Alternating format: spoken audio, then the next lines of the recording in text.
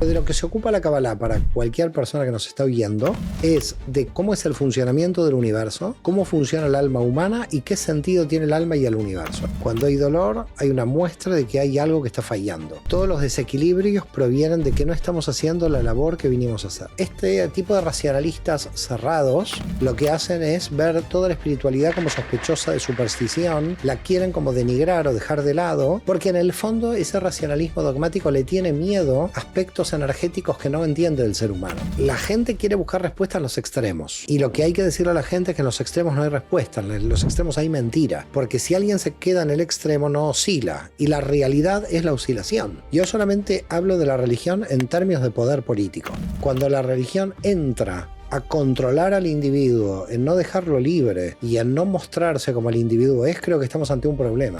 Y por eso lo primero que hace, ya te digo, la religión es culpabilizar. A la New Age que dice fácil ser feliz, y yo te digo no es fácil ser feliz. Ser feliz es un trabajo. Es fácil luego de que sabes cómo estás trabajando. Pero ser feliz es un trabajo, sí. Es una responsabilidad, es una tarea de todos los días. Me levanto a la mañana con la motivación de ser feliz. ¿Crees en la reencarnación? No, no creo. Experimento. Dale una vuelta a eso, por favor.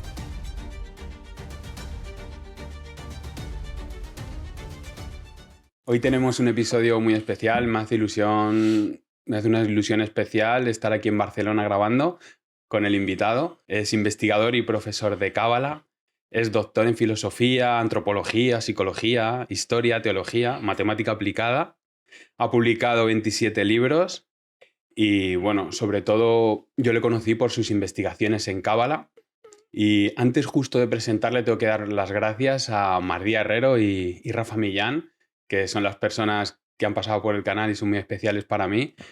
Y, así que muchas gracias por facilitar también esta entrevista. Y Mario Sabán. ¿Cómo estás, Jacobo? Un placer. Bienvenido a Risas y Chocolate. Gracias, gracias. Bueno, Jacobo ya es un nombre muy potente en la Cábala, no sé si sabes, porque Jacobo es el arquetipo de Tiferet, que es la dimensión del yo interior. Así que la dimensión emocional, tienes que ser muy emocional entonces. Sí, siempre estoy en una lucha porque al ser ingeniero informático y tener una mente muy analítica, siempre estoy en la lucha de las emociones y el raciocinio. Bueno, pero esa lucha al final se termina, eso es lo bueno. Se termina cada uno con su campo, ¿no? No tienen que estar en lucha, pero bueno, eres joven, así que por ahora está muy bien que luchen entre las dos partes. Sí, es algo que de lo que vamos a hablar. Pero bueno, a mí el conocimiento, ¿no? y el desarrollo personal me están ayudando a transformar esa lucha en aceptación y compasión y comprensión, ¿no? En mí mismo. Claro, bueno, no puede haber compasión si no hay comprensión, porque si la compasión viene de la ignorancia es una compasión falsa. Al final, la compasión, si no tiene comprensión, estamos ante un problema. Siempre tiene que haber comprensión. Lo que pasa es que en un mundo tan limitado como es la materia, la comprensión también es muy limitada y se distorsiona. Entonces, lo que tenemos que trabajar, y en la Cábala lo trabajamos, es ver cómo llegar a la menor cantidad de autoengaños en esa comprensión, ¿no? Uh-huh. Pero yo creo que con el tiempo se realiza esa comprensión, se logra tener paz interior, por lo menos, ¿no? Es decir, ¿qué es lo que yo quiero de la vida? Porque al final se trata de esto. Yo creo que es una sola pregunta que nos lleva mucho tiempo responderla, es ¿qué quiero yo de mi vida? Sí, toda la vida es como a medida que te vas conociendo, te vas comprendiendo, pero no siempre quiero lo mismo de la vida, aunque siempre tiene el mismo trasfondo. No sé si tú ayudas a los alumnos a encontrar eso. Mira, el sentido de la vida es uno. Las etapas, por supuesto, van cambiando, pero si uno analiza después de muchos años toda la vida de uno, por supuesto que cuando es joven tiene poco para analizar, porque tiene como poca vida para analizar, a no ser que haya tenido experiencias muy fuertes, ¿no? Pero se va dando cuenta que hay como una línea que une a todas las etapas. Aunque las etapas de tu vida sean diferentes, vas a encontrar una línea que es la que marca el sentido de tu vida. Inclusive una persona que dice no sé cuál es mi sentido de la vida, estoy perdido, en el fondo el alma sabe qué es lo que quiere. si uno hurga qué es lo que quiere. Lo que pasa es que para conectarse con lo que uno quiere hay que ser muy valiente y la gente en realidad es un poco cobarde. No es tan valiente. No, somos, me uno, somos un poco cobardes porque ser valiente implica jugarse por lo que uno realmente siente y a veces no se hace. No se hace por los condicionamientos culturales, los condicionamientos familiares, los condicionamientos religiosos. Hay un montón de condicionantes que nos impiden, que nos bloquean llegar a nuestro sentido de la vida. Pero la gente lo siente y el dolor de mucha gente es que sabe quién es, pero por otra parte se autoengaña en no realizarse sobre lo quién es. Es decir, es como una especie de falsedad de su propia personalidad. Por eso yo hablo de autoengaños, que hay muchos autoengaños. Pero con el avance de la comprensión, los autoengaños empiezan a desaparecer. No se pueden mantener mucho tiempo, porque todo autoengaño es muy doloroso. Entonces, todo autoengaño implica un gran dolor y la gente no quiere sufrir, quiere salir del dolor. Por lo tanto, ¿cómo tenemos la prueba de que alguien se autoengaña? Cuando hay dolor. Cuando hay dolor, hay una muestra de que hay algo que está fallando. Todos los desequilibrios provienen de que no estamos haciendo la labor que vinimos a hacer. ¿Crees que, hablando del dolor, crees que el dolor es necesario para que haya ese cambio? No necesariamente, no. Desde el punto de vista de la cábala, el amor puede ser también un camino. Lo que pasa es que el dolor es un camino más rápido. Es decir, hay una ventaja cuando alguien tiene un dolor. Por supuesto, parece irónico esto, ¿no? De Sí. que alguien que tiene dolor tiene una ventaja, pero hay una ventaja, porque el camino del dolor es más rápido que el del amor. En el del amor, hasta que tú lo entiendes y pasa el tiempo y como estás bien, entonces pasan los años. Entonces, si tienes un camino muy amoroso, es muy lento, pero se llega también. Cuando tienes un camino doloroso es más rápido y llegas más rápido. Entonces, las personas aprendemos por el dolor más rápido que por el amor, pero por el amor también se aprende. Entonces, también puedes ir por el camino del amor, que yo digo muchas veces es hermoso, el camino del amor. Pero a veces en la vida, cuando hay dolor, hay un aprendizaje más rápido y se llega más rápido. Bueno, ya hemos hablado así un poquito que ha metido en el concepto de cábala, pero para la gente que no sabe absolutamente nada de cábala, ¿puedes definir a grandes rasgos qué es la Bueno, cábala? mira, la definición habitual que la gente va a encontrar en las redes es la sabiduría de saber recibir. Porque la gente sabe dar, pero no sabe recibir. Y si no sabe recibir, no sabe dar. Porque no puedes dar bien si no sabes recibir. Por eso hay un concepto en el mundo espiritual como que para la cábala es un desequilibrio, que es doy a los demás, doy a los demás, doy a los demás, pero no pienso en que me tienen que dar a mí. Y eso no es egoísmo, es algo lógico porque si no me dan yo tampoco puedo dar. Sí. Es una cuestión de equilibrio. Ujú. La cábala nació dentro del mundo judío, tiene más de 2300 años. Cuando Jesús y los apóstoles iban por Galilea y ya estaba desarrollada, ya los esenios habían desarrollado ciertas ideas de la cábala, pero de lo que se ocupa la cábala para cualquier persona que nos está oyendo es de cómo es el funcionamiento del universo, cómo funciona el alma humana y qué sentido tiene el alma y el universo. Es decir, porque el sentido tiene que ver con la función. Ujú. Entonces, la función de la manzana le da el sentido a la existencia de la manzana. Por lo tanto, si yo necesito potasio, iré al plátano que tiene potasio y la función del plátano es darme potasio. Ujú. Por lo tanto, una cosa que existe para la cábala, todo lo que existe tiene su función. Nada que exista no tiene su función, porque si no, no existiría. Todo lo que existe tiene su función. Y nosotros que existimos tenemos función. Ahora, es un caso curioso el del ser humano, porque nosotros venimos sin conocer realmente cuál es nuestra función, Sí. cuando todo lo que hay en la realidad conoce perfectamente su función. Es decir, la función del mosquito, el mosquito la conoce por su propia naturaleza. Sí. Es decir, nunca el mosquito fue a terapia, ¿no? Que yo sepa, quizás fue.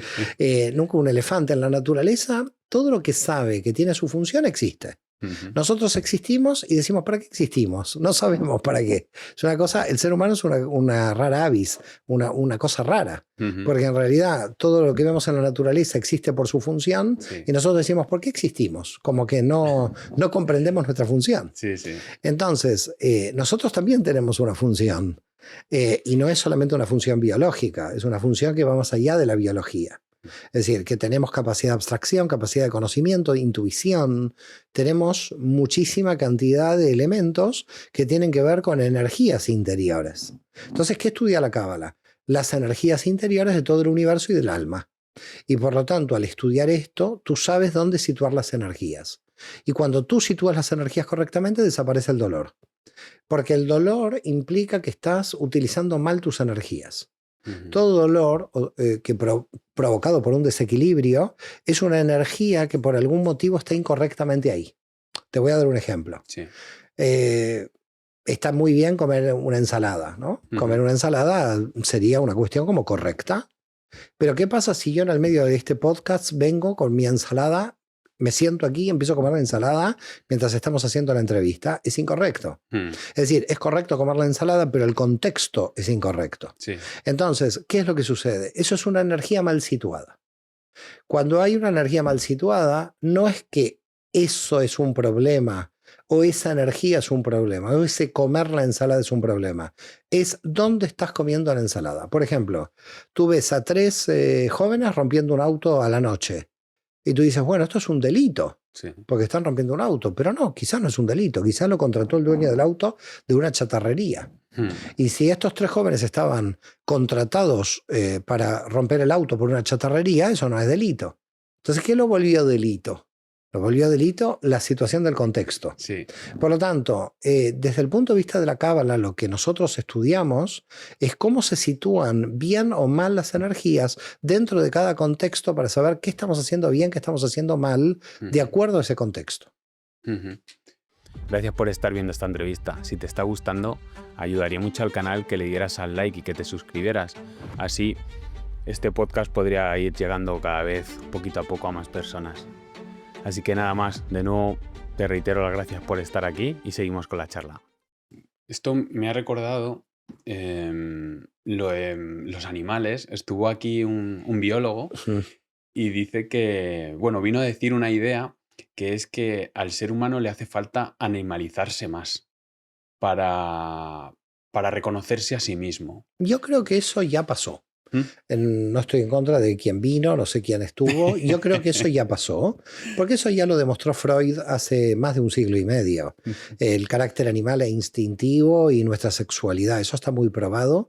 Y te diría que la cuestión de la represión sexual ha terminado, a no ser en algunos ambientes muy cristianos evangélicos que reprimen la sexualidad como una cosa demoníaca, cosa muy rara, ¿no? Porque por ahí nos procreamos todos. Quiere decir que somos todos hijos del demonio si tenemos que reprimir la sexualidad. Pero básicamente te diría que yo creo que ya la represión de tipo animal, de lo instintivo, ha pasado. Porque todos ya sabemos lo que diríamos nuestra dimensión animal. Yo creo que estamos en otra fase de la civilización donde estamos reprimiendo lo espiritual. No estamos reprimiendo lo biológico. Lo biológico ya no está más reprimido. Ya se habla de la sexualidad en cualquier café, con cualquier amigo, en cualquier programa de televisión. En la época de Freud nadie quería hablar, la gente estaba reprimida. Así que en un siglo y medio hemos avanzado mucho en ese campo. Yo no creo que hoy la animalidad está reprimida. Lo que está reprimida es la espiritualidad. Lo que está reprimido es la energía, no la materia. La materia ya no está reprimida. La gente no necesita reprimir la materia. Por eso te vuelvo a repetir, si hay gente reprimida a nivel instintivo, a nivel sexual, es porque quiere. La sociedad ya está abierta a hablar de la cuestión sexual. Lo que yo creo que lo que está reprimido es vía ataque como superstición lo espiritual, porque el racionalismo imperante de alguna manera, todo lo que no entiende lo ha catalogado como superstición. Entonces yo creo que lo que está haciendo el racionalismo dogmático, para llamarlo de alguna manera, no un racionalismo abierto, del cual en la Cábala entendemos el racionalismo abierto, pero este tipo de racionalistas cerrados lo que hacen es ver toda la espiritualidad como sospechosa de superstición, la quieren como denigrar o dejar de lado, porque en el fondo ese racionalismo dogmático le tiene miedo a aspectos energéticos que no entiende el ser humano. Entonces, así como se tenía miedo a la sexualidad en la Edad Media o hasta hace un siglo y medio, y hoy ya no, ahora se le tiene miedo a la espiritualidad, a las energías que no conocemos. Y por ese motivo yo creo que la mística judía, la cábala con la física cuántica están como haciendo una convergencia. Es decir, al final la ciencia va a terminar de, yo diría, de probar Sí. los postulados que la espiritualidad tiene, desbancando al racionalismo dogmático que hay. Mm. Parece que en estos últimos años, yo recuerdo empezar a estudiar cosas de espiritualidad, y me daba vergüenza decirlo, ¿no? O sea, ¿de dónde qué has estado este fin de semana? Mira, he estado por ahí en el campo, ¿no? Me daba cosa. Pero ahora, estos últimos años, estoy viendo que la espiritualidad se está poniendo como más de moda y tiene más visibilidad. ¿Por qué crees que se está dando esto? Bueno, yo creo que siempre el ser humano ha tenido una dimensión espiritual. Lo que pasa es que esa dimensión espiritual ha sido manipulada por las religiones. Es decir, que las religiones manipularon la espiritualidad en razón del poder y siempre la religión se ha unido al poder político. Pero la gente de bien, la gente del común, la gente del pueblo, para llamarlo de alguna manera, siempre ha tenido una dimensión espiritual que lo ha canalizado vía la religión. Hay mucha gente en el mundo religioso muy espiritual. Pero, ya te digo, la religión se ha aprovechado desde la estructura del poder para manipular a la gente. Entonces, yo creo que la dimensión espiritual ha sido manipulada. Pero fíjate, ¿no? Todos los cabalistas dicen que uno puede tener una conexión directa con Dios. Las religiones no, porque te hacen pagar peaje, son intermediarias. Es decir, tú no puedes llegar a Dios si no pagas peaje, sobre todo el diezmo, que esto no se lo quiere perder nadie. Pero básicamente el problema que se plantea en la espiritualidad para las religiones, no es un problema para la espiritualidad, Sí. es un problema que se plantea de la espiritualidad para las religiones, es que la espiritualidad es de un ser libre. Alguien que se comunica con la divinidad directamente es un ser libre. Y las religiones no quieren un ser libre, quieren un ser sometido. Ya. Por eso la confesión y por eso la represión. Y por lo tanto, espiritualidad y religión se han dividido en el último siglo. Hay gente muy espiritual que no pertenece a ninguna religión, gente que es muy espiritual que pertenece a una religión y gente muy religiosa que de espiritual no tiene nada, que tiene muchas intenciones muy tergiversadas o muy desequilibradas. Entonces yo creo que hoy la espiritualidad, al deshacerse de los aspectos religiosos que tienen que ver con el poder, se ha vuelto más libre. Y fíjate, ¿no? Si tú lees, por ejemplo, el Evangelio, cuando dice, ¿te quieres comunicar con Dios? Dice Jesús, vete a tu habitación y ora al Padre en lo secreto. No sé si alguien recuerda, la gran mayoría que nos escucha bien el cristianismo, ¿qué quiere decir ora al Padre en lo secreto? Jesús te manda a misa, no, te manda a la sinagoga, no. Te envía a tu habitación a orar al Padre en lo secreto. Es decir, que puedes orar directamente. Después vino la Iglesia Católica y dijo que no podía ser, que había que pasar por la comunidad. El mundo judío hizo lo mismo, el mundo islámico, por supuesto, hizo lo mismo, porque cada uno se va copiando del anterior. Pero el poder religioso, yo te diría, hace menos de un siglo, está teniendo cada vez menos fuerza, a excepción de grupos de fanáticos que se quieren inmolar y que siempre hay locos en todos lados. Pero la gran mayoría de las personas están tomando un camino de espiritualidad directa, de conexión con la divinidad, sin intermediación. Sí. Me preguntaban a mí personalmente qué podía para diferenciar la espiritualidad de la religión. Y bueno, yo me he criado en una fe cristiana, mi familia son todos cristianos y bueno, pues en la fase de adolescencia, pues tuve mi momento de rebelarme, de ateísmo. ¿Sabes lo que dice Voltaire? Lo que decía Voltaire. Lo bueno de la religión es que crea herejes. Pues eso es lo que me pasó. Empezó, claro, intenté racionalizar un poco todo, a razonarlo y decir, es que está todo fuera. O sea, y lo que a mí me gusta de la espiritualidad, que me siento muy espiritual, es que a mí tenía el sentimiento de que la religión me prohibía. Y cuando yo empecé a descubrir el mundo espiritual, era todo lo contrario.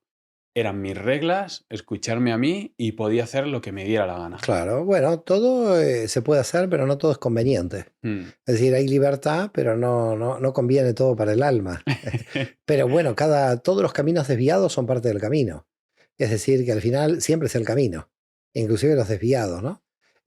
La cuestión, yo creo que el poder que ha tenido la religión con respecto a la gente es culpabilizarnos, bajar el nivel de autoestima, manipularnos. Ha habido muchísima cantidad de factores que enferman a la persona. Hay gente en el mundo religioso que está enferma.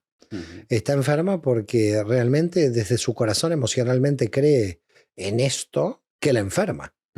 Entonces, mucha gente se termina enfermando, se termina liberando. Los que se terminan liberando en general son gente más joven que ya entiende de que no va a seguir cuestiones totalmente ridículas, que tienen que ver, no sé, en el campo religioso con un pastor que te tiene que decir lo que tienes que creer.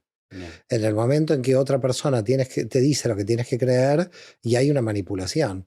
Es curioso, ¿no? Porque, fíjate, muchas veces nosotros decimos, ¿cómo puede una persona caer en una dictadura, ¿no? En un sistema político dictatorial. Sí. Cuando las religiones son sistemas políticos dictatoriales, en un microcosmos comunitario, ¿no? Sí. Es decir, ¿cómo tú vas a ser libre si un pastor, un rabino o un imán te dice lo que tienes que hacer?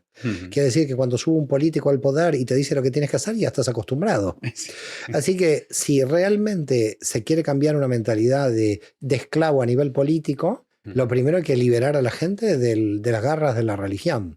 Es decir, yo no estoy atacando a una persona que quiere ser religiosa y que encuentra en la religión sus emociones. Hay gente que yo veo que ora todos los días y que se siente bien. Si se siente bien es lo suyo. Sí. Yo solamente hablo de la religión en términos de poder político. Cuando la religión entra a controlar al individuo, en no dejarlo libre y en no mostrarse como el individuo es, creo que estamos ante un problema. Y por eso lo primero que hace, ya te digo, la religión es culpabilizar. Imagínate ya la idea del pecado original, ¿no? En el cristianismo es terrible. En el judaísmo no hay pecado original, pero en el cristianismo que alguien nace con una mácula, con una mancha, eres un ser pecaminoso de nacimiento. ¿Cómo es un ser pecaminoso de nacimiento? Es una cosa tan ridícula que nació en la época de San Agustín para controlar a la gente que se bautiza en el Imperio Romano en el siglo IV. Y que tiene esto, sí, estamos desequilibrados, pero tenemos la fuerza para equilibrarnos. Pero no nacimos con el pecado original, porque ese pecado original de que la gente cree ya empieza con una incoherencia, que comieron del árbol del conocimiento del bien y del mal, pero también comimos del bien. Sí. Entonces, a ver que me explique alguien dónde está el bien original, porque parece como que el árbol lo transformaron del conocimiento del mal solamente. Pero el árbol, que yo sepa, dice el texto bíblico, es el árbol del conocimiento del bien y del mal. Quiere decir que hay una bondad original. Sí. ¿Y quién anuló el bien de ese árbol? Yeah. ¿Quién es el teólogo o el que armó un pecado original que es contradictorio con las propias enseñanzas del texto bíblico de la Torá, que dice que uno comió del árbol del bien y del mal? Que me expliquen dónde quedó el bien. Sí. Es decir, ¿por qué quedé maldito 100%? Tendría que ser 50%, el otro 50% era del bien que comí del árbol. Sí, sí. Bueno, si empiezas a hurgar, ves tantas contradicciones en el mundo religioso que indudablemente para ser libre hay que entrar en el campo espiritual. Pero el campo espiritual es un campo que también te lleva mucha responsabilidad, porque toda la libertad interior que tú vas a ganar es una gran responsabilidad con respecto a qué vas a hacer de tu vida. Entonces hay como dos factores, ¿no? Yo soy muy libre con respecto al poder político y al poder religioso, pero al mismo tiempo soy muy responsable de lo que voy a hacer con mi vida, porque mi autogobierno tiene que ser todavía mucho más responsable si me estoy liberando de la opresión de un gobierno exterior. Entonces, digamos que la cábala te ayuda a descubrir ese propósito junto con esa responsabilidad asociada. Totalmente, totalmente. La cábala te disciplina en la responsabilidad individual porque tú tienes que hacer un trabajo de todos los días que es corregir tus energías. Y esa es tu responsabilidad. Entonces, si tú estás corrigiendo tus propias energías y cada vez te corriges mejor, quiere decir que todo el resto de los mortales que viven alrededor tuyo se van a sentir bien porque tú estás corrigiendo. Y también los demás van a estar en un proceso de corrección. Si mañana nos levantamos los 8.000 millones de personas que hay en el mundo y todos empezamos nuestro proceso de autocorrección, se acaba la muerte de nadie, las guerras, se acaba todo. Porque básicamente todos los desequilibrios que hay es porque alguien no está corregido. Sí, sí. Bueno, hay algo de la cábala, bueno, que está en boca un poco de todos, de mi alrededor sobre todo, que está muy de moda, que es el árbol de la vida, pero luego cuando te pones a hablar un poco, en realidad poca gente sabe lo que es el árbol de la vida. Entonces, me gustaría que explicaras así a grandes rasgos para NOBs qué es el árbol de la vida. Bueno, el árbol de la vida es un sistema de comprensión que se divide en 10 dimensiones, donde en esas 10 dimensiones están todas las facetas, todas las energías del alma humana. También es en correspondencia con el universo, pero no me quiero meter con el tema del universo, quiero que la gente entienda rápidamente la cuestión del alma, y cada una de estas dimensiones tiene como su función en nuestro interior. Serían como 10 subpersonalidades, y lo que tenemos que hacer es darle a cada uno la energía que necesita. Y cuando encontramos un desequilibrio en una dimensión en especial, lo que hacemos es intentar corregirlo. Hay muchos cursos del árbol de la vida donde se pueden estudiar, muy difícil en una entrevista explicar dimensión por dimensión, Sí, porque sí, estaríamos dando, es casi imposible, pero que la gente sepa que cada dimensión, que en hebreo se llama sefirá, es un tipo de energía que tenemos dentro de nuestro interior, donde si ese tipo de energía está correctamente situada, estamos bien, y cuando está incorrectamente situada esa energía. Entonces, ¿qué se estudia?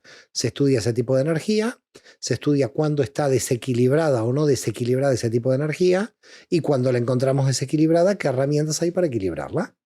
Entonces es un trabajo como permanente, ¿no? Sí. Hay un punto donde alguien puede decir, bueno, pero este trabajo no se termina nunca. Hay una fase que sería como la primera fase, la primera etapa, donde ese trabajo sí se termina. Y hay una segunda etapa donde empieza el crecimiento. Entonces hay dos tipos de desequilibrios. El desequilibrio que te bloquea para crecer y el desequilibrio que te ayuda a crecer. Entonces, por ejemplo, tú quieres, no sé, tener una estructura mayor en tu negocio, y en vez de tener 2 empleados necesitas 10 empleados. Suponte eso. Sí.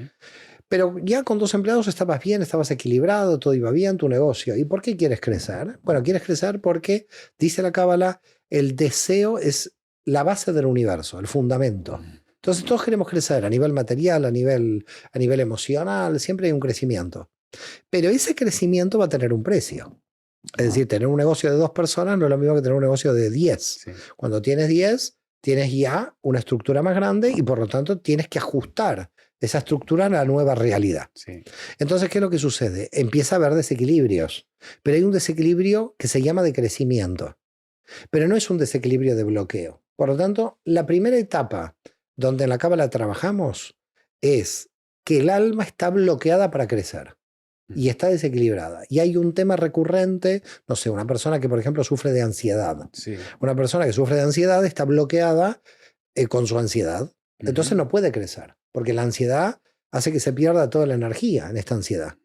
Entonces, los desequilibrios de bloqueo te impiden crecer porque son como fugas de energía. Es como tener en el tanque de combustible de un auto un agujero donde va saliendo combustible y vas perdiendo combustible.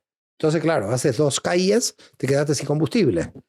Esos serían los desequilibrios de bloqueo, los que hay que corregir. Sí. Cuando esos desequilibrios de bloqueo los corriges, entonces empiezan a existir los desequilibrios de crecimiento, porque ahora empiezas a crecer. Pero el crecimiento también trae desequilibrios, porque cuando tú estás creciendo, estás entrando en una nueva identidad. Sí. Entonces, claro, la gente viene a un curso de Cábala y me dice, yo me he apuntado al curso de Cábala porque quiero crecer. Y yo por dentro digo, bueno, pero va a morir a su identidad anterior. Esta persona no sabe que la está matando el crecimiento, porque no se va a reconocer por su crecimiento. Vas a crecer tanto en un momento que ya no te vas a poder reconocer con respecto a lo que eras anterior. ¿Me sigues? Sí, sí, Entonces, tenemos como 2 épocas o etapas en la vida de una persona. Lograr que la persona llegue a la corrección de todos sus desequilibrios y entrar en paz interior, y a partir de la paz interior no quedarse ahí, sino extraer el potencial que tiene la persona. Pero en el extraer el potencial aparecen desequilibrios, pero no son de bloqueo, son de crecimiento. Entonces, en la vida de una persona, y en la Cábala en particular, nosotros dividimos cuáles son los desequilibrios de bloqueo y cuáles son los desequilibrios de crecimiento. Y que la persona sepa que de repente tiene desequilibrios de crecimiento que no son de bloqueo. Y cuando te desequilibras en el crecimiento es más fácil, digamos, equilibrarte que cuando estás en el bloqueo? Por supuesto, porque como tú estás entrenado en reequilibrarte en los de bloqueo, ya estás entrenado en reequilibrarte permanentemente en los de crecimiento. Es decir, tú tienes un entrenamiento para estudiar en primer grado de primaria, en segundo grado de primaria, en tercer grado de primaria, en bachillerato. Tienes 10 años estudiando, quiere decir que más o menos sabes cómo estudiar, y cuando entras a la universidad cada vez sabes más rápido cómo estudiar, y cuando llegas a un nivel ya cada vez sabes mejor. Es decir, esto es como un entrenamiento físico, Sí, ¿no? sí, Es sí, decir, el sí. que está entrenando físicamente cada vez sabe mejor entrenar. Entonces es un tema de entrenamiento, con lo cual en el mundo espiritual lo que sucede es que si tú te entrenas bien, Mm. entrenar bien es no estar atrás de ningún gurú, escuchar tu propia alma, saber cuáles son tus desequilibrios de bloqueo de los de crecimiento, estudiar el árbol de la vida para saber dónde están. Cuidado que hay un trabajo muy grande en el mundo espiritual. Mira, yo creo que entre la New Age y el mundo espiritual, serio, por lo menos en la Kabbalah, Mm. la diferencia es que la New Age te dice, tú puedes ser feliz como por arte de magia. Tipo, vas a leer un libro de autoayuda y Sí. mañana vas a estar saltando de felicidad. En cambio, en la Kabbalah te dice, si quieres ser feliz, es mucho esfuerzo. Y no es fácil. Entonces, a la New Age que dice fácil ser feliz, yo te digo, no es fácil ser feliz. Ser feliz es un trabajo. Es fácil luego de que sabes cómo estás trabajando.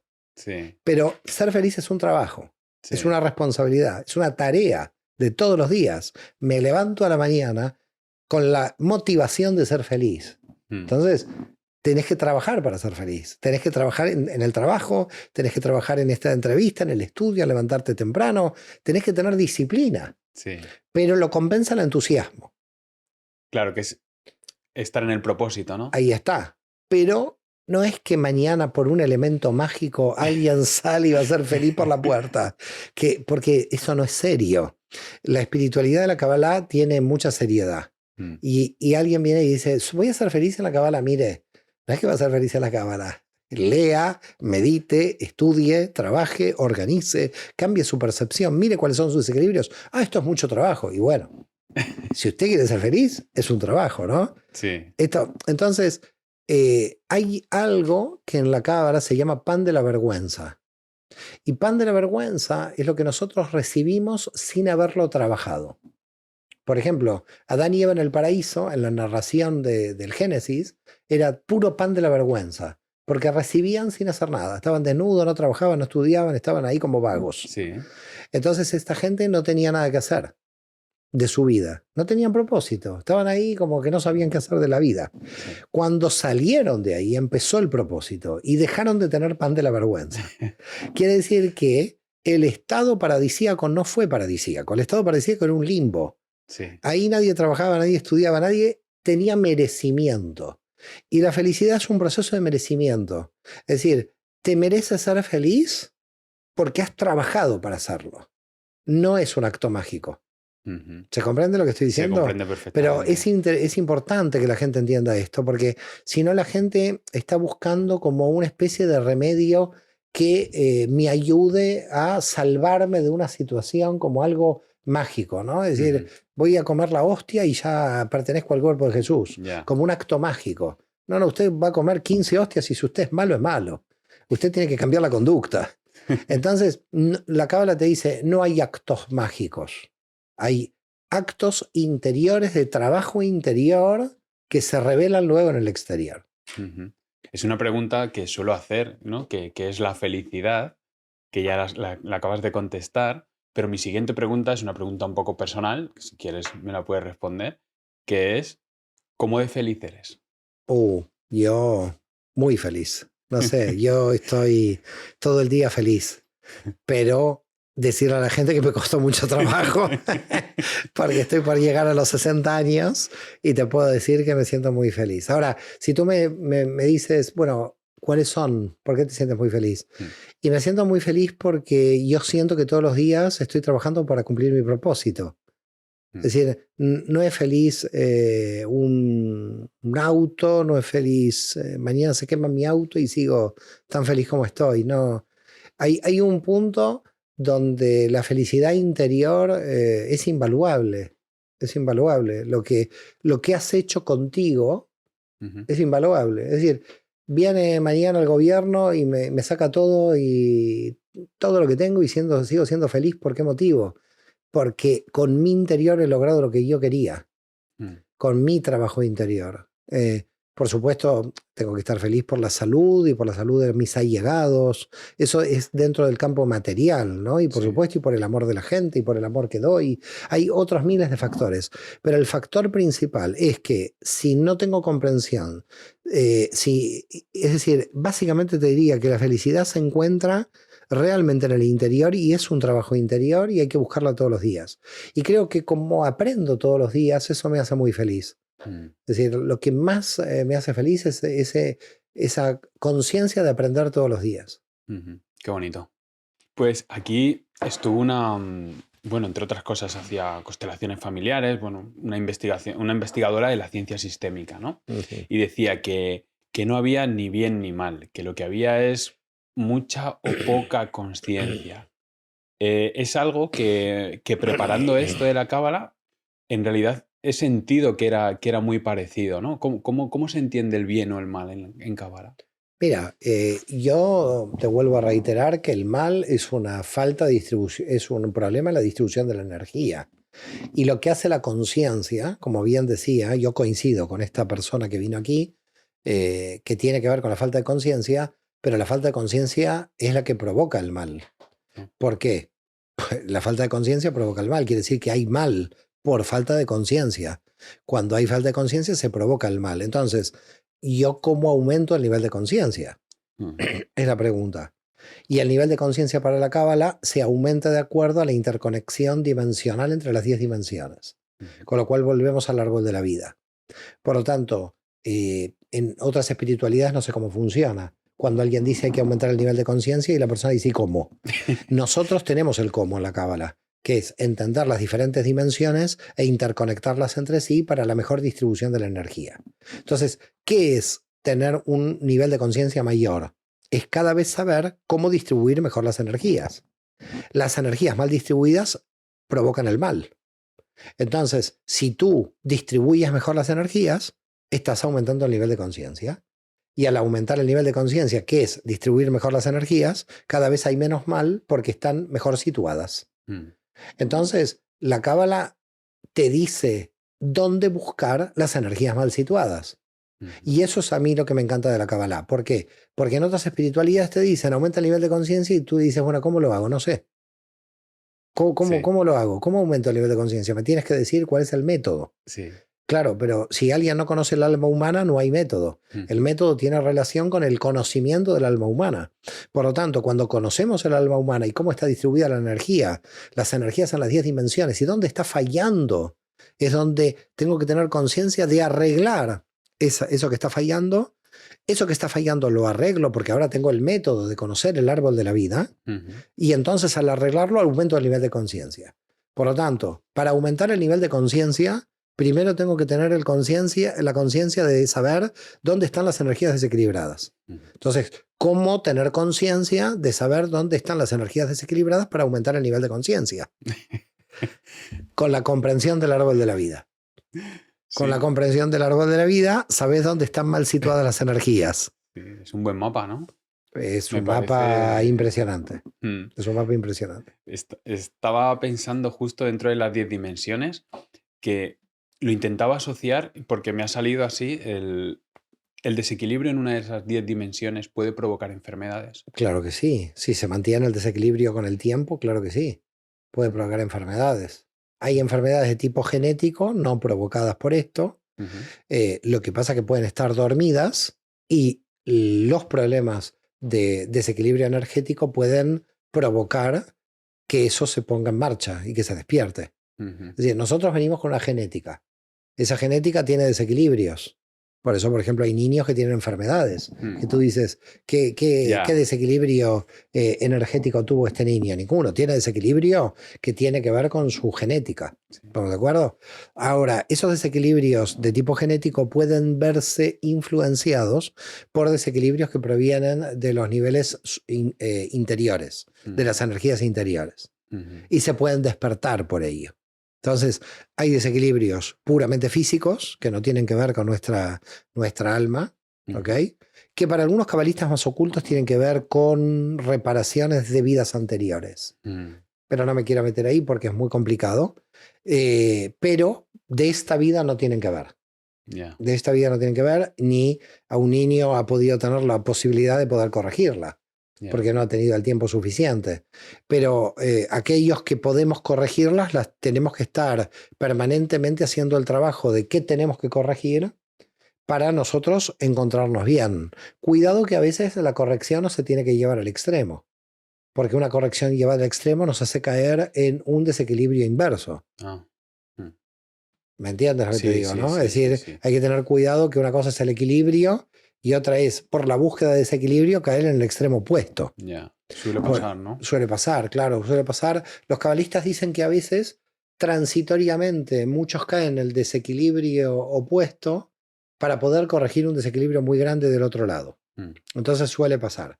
Pero, claro, suele pasar que alguien represivo sexualmente se vuelva totalmente en el libertinaje, porque si lo tuvieron tan represivo, salta hacia el otro lado. Pero al final la gente busca el punto medio, porque no puedes vivir en los desequilibrios.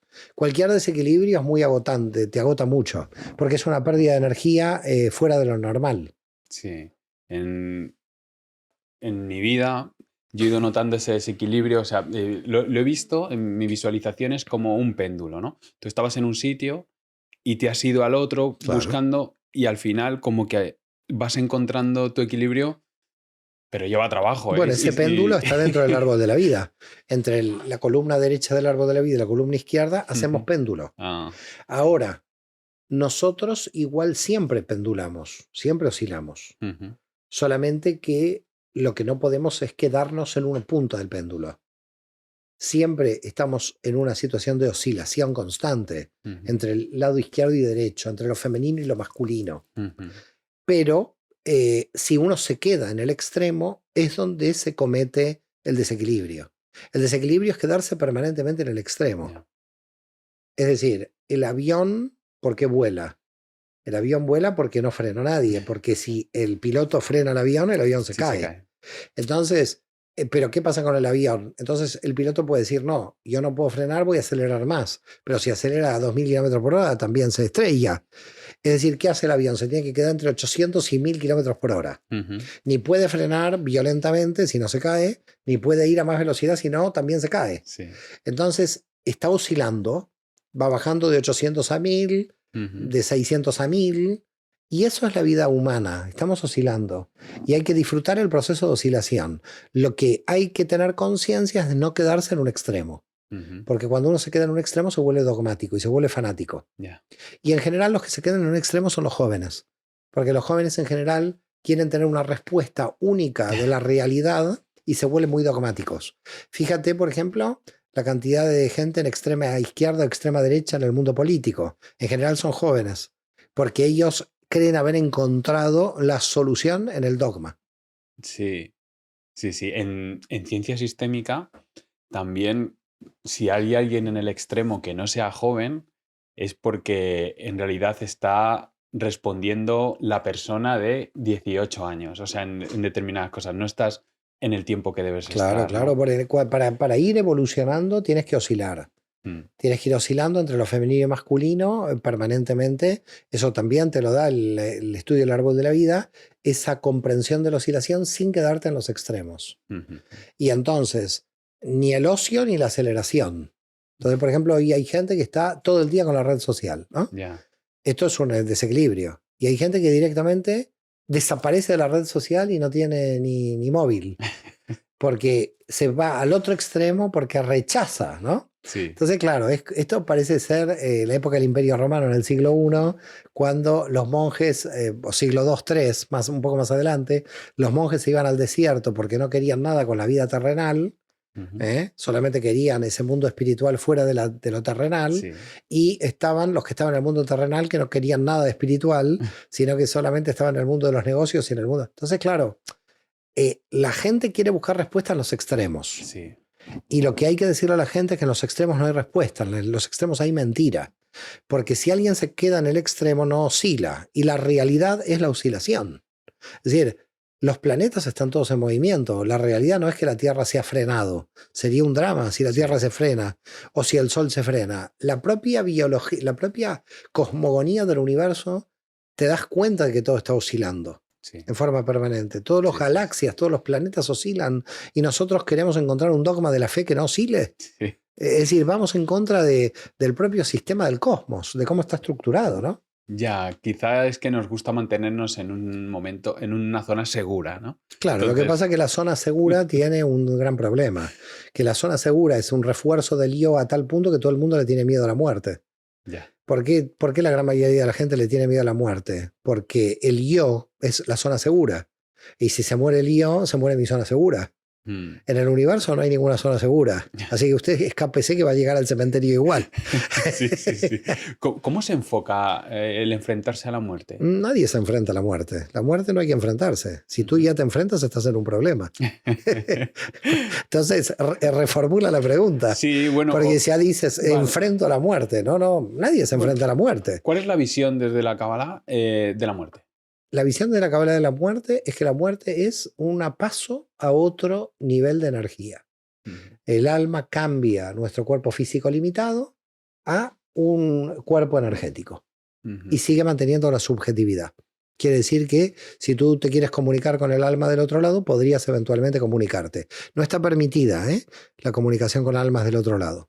Pero bíblicamente, ya viste, Saúl se comunicó con el alma de Samuel. Sí, Quiere decir que las almas del otro lado tienen fundamento bíblico. sí. Bueno, Aunque el mundo evangélico dice que es Satán disfrazado de Samuel, ¿no? bueno, sí, esa también es buena, ¿no? O sea, ¿cómo se entiende a Satán? Oh, Satán es increíble, Satán se entiende muy bien. Satán es nuestro gran entrenador. Cuando aparece Satán es que te viene a hacer aprender algo que todavía no aprendiste. Sí. Así que Satán es para nosotros algo muy bueno. Una cosa es el mal absoluto, que es Amalek, Ujú. que ese es otro tema ya mucho más complejo, que es la destrucción total, la desconexión, la pérdida de conciencia. Ujú. Eso es otro tipo de mal. Estamos hablando del mal que te hace crecer. Sí. El mal de Satán es un mal que te lleva a crecer porque te pone un obstáculo. Entonces, alguien te dice, me ha hecho algo muy malvado. Bueno, te lo ha hecho muy malvado porque te ha despertado. En hebreo, ra, que quiere decir mal, si lo das vuelta a la Ain Reish, a las mismas letras hebreas, que es el nombre mal, para la Kabbalah podemos permutar las letras Ujú. del hebreo para entender qué sentido tiene en el fondo cada palabra. Eso quiere decir testigo del aprendizaje. Quiere decir despertar al aprendizaje. Quiere decir que el mal te despierta al aprendizaje. Mm. Así que el Satán no lo vemos como algo malo, lo vemos como algo positivo que aparece porque tiene que aparecer. Hay mucha gente que me dice, mi novio estuvo un año y me hizo tales males. Bueno, está bien, mi exnovio, ¿no? Sí, Y uno aprendió en esa relación y no está mal. sí. Uno Satán es aprendió. la vida, ¿no? Sí, bueno, no toda la O sea, vida, no toda la vida, hay pero hay una muchas. parte, hay Claro, una es eso. parte. Hay una parte que es el desafío, ¿no? El desafío de te pongo este obstáculo para ver si tú lo puedes superar, ¿no? Un examen satánico, por ejemplo. Saquen una hoja, les tomo un examen y tú estabas así en el bachillerato, ¿no? En la Sí. universidad, con un examen, ¿eh? Le veías al profesor ya vestido de Satán, Sí, sí. pero ¿por qué aprendes? Y aprendes por estas lecciones que Satán te da en la vida, ¿no? Mm. Y creo que son a veces válidas. Amalek es otra cosa, la destrucción total es donde ya no se aprende nada, sí se aprende de que se puede caer en una desconexión de la conciencia directamente. Ujú. Y creo que ahí tendríamos ya que hablar de otro problema. Pero del mal satánico, que es el que intenta desviarte para ver si tú quieres seguir tu camino, ese no es malo. Al contrario, ese te está ayudando. Sí, es un desafío, ¿no? ¿Crees en la reencarnación? No, no creo. Experimento. Dale una vuelta a eso, por favor. Sí, porque yo no creo nada. En la cábala experimentamos, no creemos. No, porque hay gente que cree, dice, creo en Buda, bueno, creo en Cristo, bueno, creo en Mahoma, bueno. Nosotros no creemos, experimentamos. Y los cabalistas, y yo en particular, he experimentado vidas pasadas. Así que no creo, experimento. No es que en la cábala creo en el móvil, es que tengo el móvil. Sí, Y el sí, móvil sí. existe. Por eso la palabra creencia en la cábala es una cosa muy rara. Cuando me dice, ¿usted cree en Dios? No. ¿Cómo no? No, lo experimento. Sí. Usted es lo mismo que preguntarte, ¿tú crees en la mesa? ¿Crees en la mesa? Sí. No sé si crees o No, no. claro, Imagínate pero... que yo te diga no creo en la mesa, pero la mesa está aquí. Pero la mesa está ahí, sí, Bueno, sí, entonces sí. la experimento. Sí, sí, Ya no sí. es un tema de qué es lo que creo, es qué experimento. Sí, a mí me gusta este concepto que ya te lo voy a robar en diferentes conversaciones No, que tú tenga, no me robas nada. porque... Nadie roba nada a nadie. Todo está en el sistema. Sí, porque a mí cuando me preguntan ese tipo de cosas, yo digo que creo en lo que veo, ¿no? Pero al final es mucho más preciso. No, yo creo que es Experimento. experimentar Sí, porque yo sí, creo sí. en cosas que... Yo experimento cosas que no ves. Claro, eso es. Entonces, no tienes que decir, me parece, no sé, no te quiero, yo no soy quien para dar consejo, pero yo nunca diría experimento lo que veo, Sí, sí, sí. porque se experimentan cosas que no se ven. Sí, total. Entonces, mientras lo experimentes, es decir, hay una persona que experimenta algo, Ujú. tiene una experiencia, se le aparece la abuelita a la noche y la experimenta. Sí, Entonces, yo le creo o no le creo, mi creencia no tiene sentido. Es lo que sí. experimentó la persona. Sí, sí, sí, sí. Y si la persona lo experimentó, para la persona es válida. Esa experiencia le está dando información. Ujú. Entonces no le tengo que creer yo o no creerle. Sí, ¿Me comprendes? te comprendo Es decir, tú perfectamente. experimentaste algo en tu vida. Sí, Yo, como desde fuera voy a decir que tu experiencia es inválida, si el que lo experimentó es uno. Y tu experiencia es intransferible a la mía. sí. Entonces, si tú has experimentado algo que básicamente es intransferible porque es una experiencia tuya, que la pude haber experimentado yo también, entonces podemos compartir la experiencia. Pero no todas las experiencias se pueden compartir. Por lo tanto, yo nunca puedo decir, creo en la experiencia del otro. No, porque fue del otro. Ya. Tengo que entender que si él lo experimentó, fue real para el que lo experimentó. Sí, Pero yo, si no lo experimenté, no fue real para mí y por lo tanto, yo no puedo decir nada de la experiencia de otro. Las experiencias de los demás no pueden ser juzgadas por mí. No soy juez de la experiencia del otro. Viene alguien y me dice, experimenté esto. La gente dice, está loco, qué ridículo. No, es la experiencia del otro. Al otro esa experiencia, el universo le está enviando información. ya. Entonces nosotros somos como, nos gusta sacar el lado juez, ¿no? Hay Sí, sí, sí, jueces sí, por todos sí. lados. Totalmente. Sales a la calle y encuentras jueces, Sí, ¿no? Cuando me parece que tenemos que dejar un poco ya esta función de juez del otro, ¿no? Tratar de aprender del otro más que ser juez.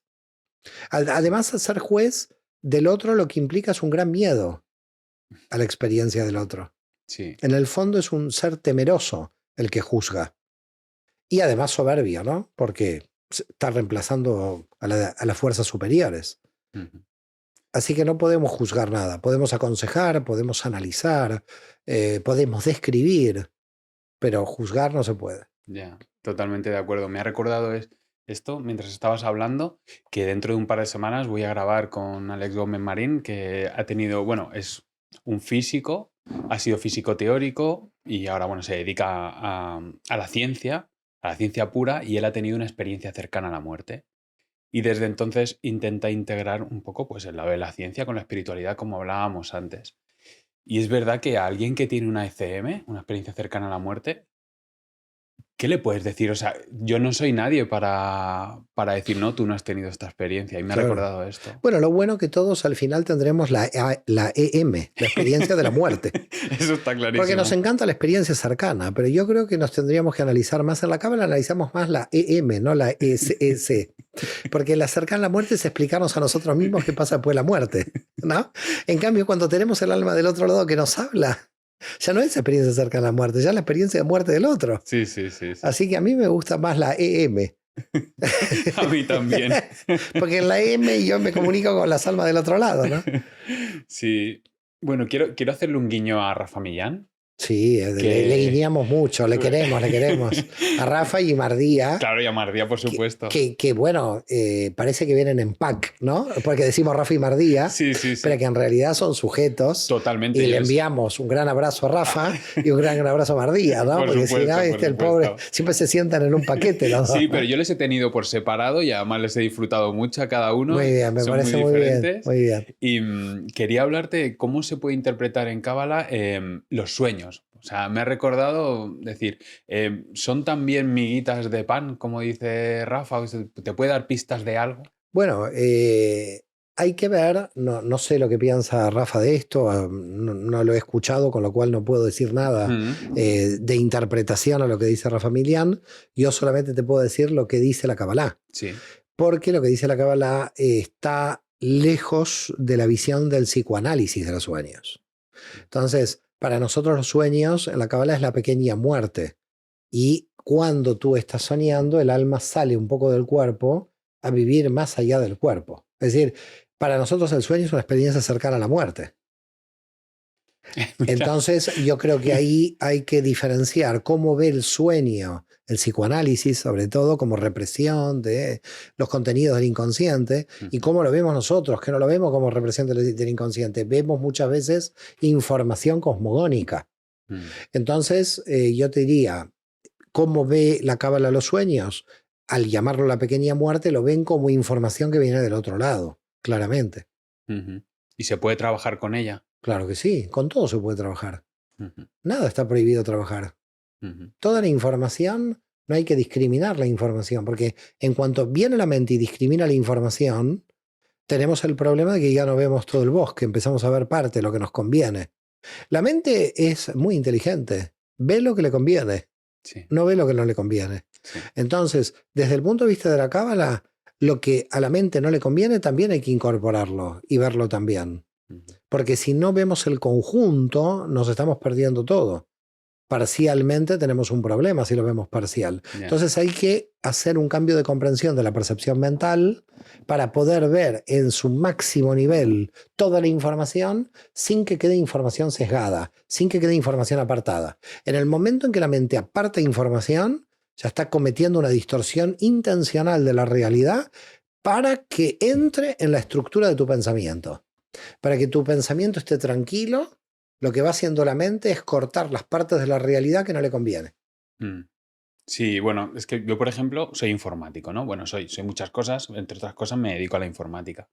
Y lo que me pasa tanto con la informática como con la información que se recibe en un proceso espiritual de introspección es, ¿qué hago con tanta información? Es la misma Claro. sensación.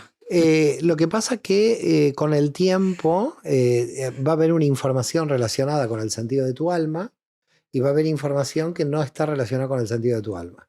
Quiere decir que ahí no sesgas la información, ahí ves en función no del autoengaño de la mente, estás sesgando información en función del sentido de tu alma.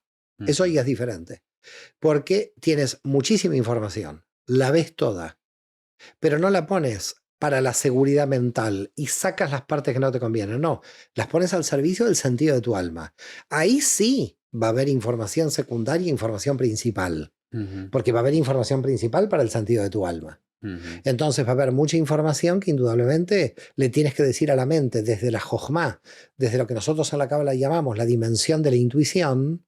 Mira, está bien toda esta información, pero tengo que clasificar no lo que le conviene a la mente, lo que le conviene al alma en cuanto al cumplimiento del sentido de la vida.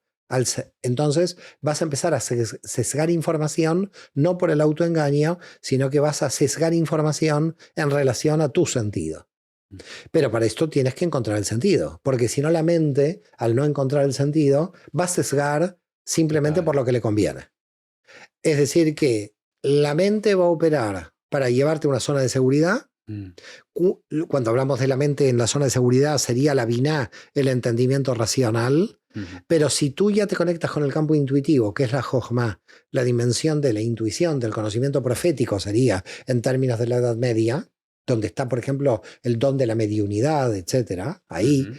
si tú lo ves ahí y encuentras el sentido de tu vida, Entonces vas a sesgar la información de acuerdo al sentido de tu vida. Y ahí, claro, hay muchas cosas que ya no van con mi sentido de la vida y me aparece la información y hoy ya sé discriminarla porque Sí. ya no tiene sentido.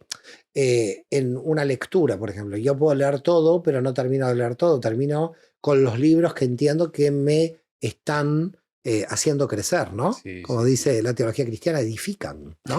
Es para edificación, Sí, ¿no? sí, sí, Bueno, sí. entonces lo que es para edificación, entonces yo lo tomo, pero no es edificación global, es para mí, para el sentido que cumple mi alma. Ujú. Bueno, para terminar, una curiosidad que cuando estoy investigando para esta charla es, te voy a una cosa personal, ¿vale? Sí, Desde todo tranquilo, pequeñito, sí. siempre que miraba un reloj en un determinado momento, eran las 22:22. Opa, Pero me ha pasado hasta bien adulto y de vez en cuando me pasa. Resulta que eso también le pasaba a mi madre. qué curioso. Entonces, y ahora, preparando un poco, esto parece que puede tener algún sentido. Sí que tiene sentido, claro que sí. La repetición numérica donde la persona se levanta por la noche es una conexión con el alma de un muerto de la familia. Uf, uf, ya me dejas trabajo. Te dejo mucho trabajo. Bueno, pues hemos terminado. ¿Te queda algo por decir? ¿Te apetece No, cerrar me con encantó algo? la charla, gracias por la entrevista, me he sentido muy a gusto. Te agradezco, Jacobo, que sigas tu camino con muchas bendiciones, con mucho crecimiento. Te deseo lo mejor. Pues nada, Mario Saban, muchas gracias por estar en Risas y Chocolate. Al contrario, un placer.